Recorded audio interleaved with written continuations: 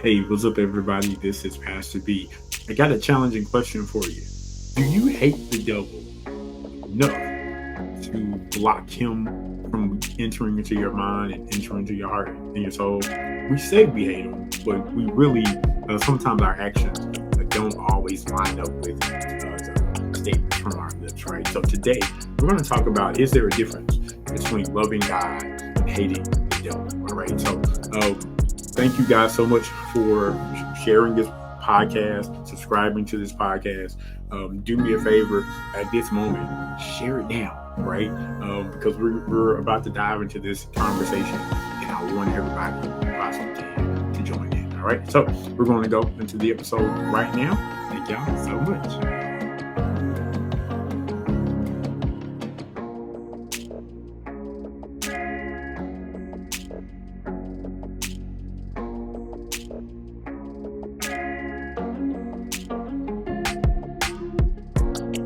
Hello, and welcome to another episode of the Living from Sunday to Sunday podcast. I am your host, Pastor B.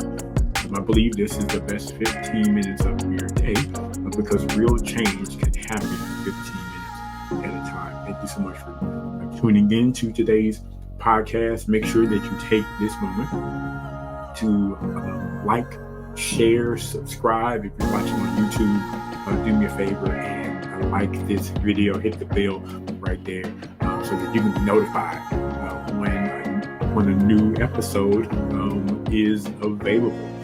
And so today, I want to talk about, is there a difference between loving God and hating the devil?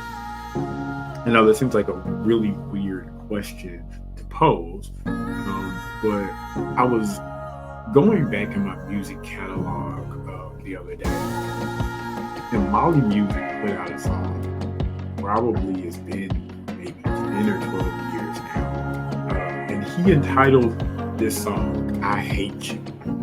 And it is basically an ode to how much he hated the devil. The chorus goes and says, "You wanted to kill me, but it ain't gonna be easy." And I was listening to the song and I was thinking about how much do I really hate the devil? And the reason why that question posed so strong of a thought in my mind and in my heart was because if I truly hated the devil, then there are certain things that would really disgust me. There's certain things that would really make me spiritually sick. And I don't know if, as believers, especially in today's age, I don't know if we're spiritually sick of some of the spiritually sick of our affections to worldly things, right? Um, because we can love God and love our stuff at the same time. We can love God and love our vices at the same time. I'm not saying it's right, but some people do, right? Um, but what I think happens is we don't really understand the the depth of loving the things of the world, what that does to us spiritually. Like it really does kind of dull our senses to what's godly and what's not. And in today's culture for sure, um, the lines are blurred a little bit. Romans chapter 1 says that we take the truth of God and we make it a lie. Like, how do we do that? We either question the author or we question the validity of what the author wrote, right? And so you've seen so many questions about, um, you know, does the Bible really say this, or um, varying opinions of what the Bible really means, and that it's because a certain group of people use the Bible to oppress others, that the Bible is the problem, and not the fact that oppressors try to use the Bible to control slaves, right? And so, like, there's so much misinformation and so much confusion that Romans chapter 1 is really coming to fruition right now. And so I really just was like, Lord, forgive me for having an affinity for the world so much that I hate the fact, or that I don't recognize that it's a device of the enemy, right? I understand that in my flesh dwells no good thing, right? So I naturally will have a desire to do things opposite of God. But what happens is whenever we get too close to the world, we lose sight on what truth is. And so we tell ourselves that it's okay for me to do this. It's okay for me not to read my word every day. It's okay for me not to take time out to pray. And although in the moment we may not feel the instant results of that decision, what happens is our spiritual defenses are weakened. And so we can end up in a place making a choice that we normally would make, right? And so when we choose to hate the devil, then that means that we hate everything he stands for, right? We won't easily dismiss when when there is discord among the brethren. We won't easily dismiss people who lie. We won't easily dismiss hands that shed innocent blood, right? These are the things that God considers an abomination, right? We just won't easily dismiss so many things. And I think that is a part of um, of how we love the world, is that we easily dismiss the obvious um, actions of someone who doesn't believe God, or even the obvious action and choices that we make that we know God doesn't like. And we know that it's clearly stated in His Word that He doesn't approve of, right? Um, because hating the devil isn't the result of what I do, it's the result of what I believe. It's the result of what posture I've stated, I've placed in my heart. Um, what is the guidelines that I am living by every single day? The word tells us to love not the world, nor the things of the world. Right? The world's system um, should we should be spiritually allergic to the world's systems. And for some of us, we we use the ointment that the world offers to cover or to attempt to heal the rash of what having access to the world does. Right? There's a obvious spiritual rash that happens whenever we're too close to the enemy, and part of that is pride. Like if we are ruled with prideful thoughts and prideful actions, then we've been contaminated by the world so much that it's showing. Right? You can't really hide a prideful person. Like if you have pride in any area, any arena, um, it's always going to rise to the top. Right? There's no hidden pride. There's no pride that goes unknown or goes unchecked. Pride will always want to be seen. It will always want to be heard. It will always want to be addressed and dealt with, right? And so I think that's one way that you know that you've gotten too close to the world. I think the other way that we know that we have too close of an affinity to the world is that when we hear the truth of God, there is not an immediate conviction to repent.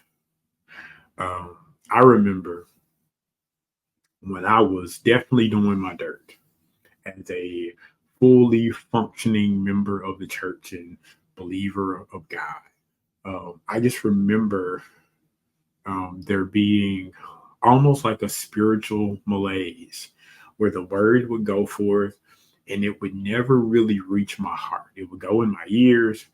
It would tickle my fancy, tickle my understanding, tickle um, my intellect, but I would never allow it to reach my heart, mainly because my heart and my desires were so filled of other things, right? That there wasn't enough room for the word to dwell and um for his seed to plant and to grow. And I think, that's the other thing is that the the cares of this world, they take up space. They reside in our mind and they reside in our hearts. And the goal of the enemy is to fully consume us. Is to is for us to be so enthralled with the enemy and to be so enthralled with the cares of this life and the lust of the flesh and the lust of the eyes and the pride of life, for that to overwhelm and consume us so much to the point to where we leave no room for God, right? And so this shows up in our daily habits. This shows up in our devotions or lack thereof. It shows up in what we um, idolize and what we make time for. So again, loving God and hating the devil, I think, should be they should work in tandem, right? I love God so much so that I'm going to worship Him. I'm going to devote my relationship to Him. I'm going to ensure that every day we have a healthy relationship. But hating the devil means I'm not going to allow any spiritual malpractice to be done to my heart. I'm not going to give the devil access to areas that solely belong to God, right? So that means I'm watching what I see. I'm watching what I hear. I'm watching what I say, right? I'm examining every part of my life because there is nothing that the world offers that comes in bitter packages, right? A sin never is bitter initially. It's always sweet. It always looks good, right? But instead of looking from a natural point of view 24/7, my spiritual senses are alert. And when I see something that's demonic or I see something that's trying to appeal to my flesh, I take the moment and I say, Lord, show me what this is.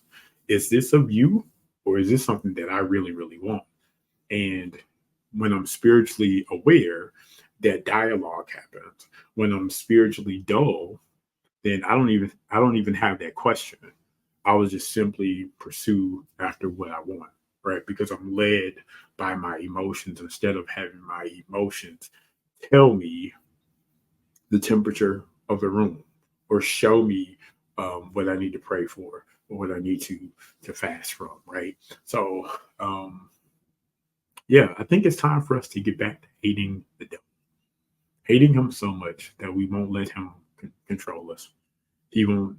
We won't let him rule us, and we won't allow our flesh to easily agree with what he's doing. Because remember, there's a tempter inside of us, right? Our flesh always wants to do what it wants to do. It doesn't want to please God at all, and so we have the choice not to allow the tempter on the inside of us to meet up and to um, connect with that traitor on the outside, which is the world systems, right? Which is what we see on socials, what we see on TV, what we listen to, right? There's always an opportunity for the traitor and the tempter to meet, but we have the responsibility to guard our hearts. All right. Um, yeah, that's all I had. It was just a thought, something that I think God is helping me, helping me with. Excuse me, in terms of just being more spiritually balanced and just being honest about where I am. So, listen, thank you guys so much for listening to today's episode. Of course, you can find this podcast everywhere where they are available, Spotify, Apple Podcasts, Good Pods. They're all there. Please make sure that you like, share, and subscribe. If this podcast has been a blessing to you, do me one favor, share this with someone else so that we can continue to grow this platform. So until next week, thank y'all so much. Have a great day, and we'll see you when we see you. Bye. Thank you for listening to the Living from Sunday to Sunday podcast. All episodes are available everywhere where podcasts can be found.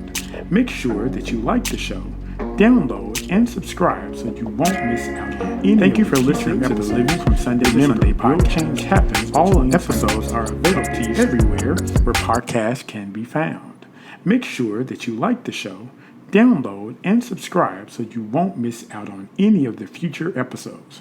Remember, real change happens between Sundays. Talk to you soon.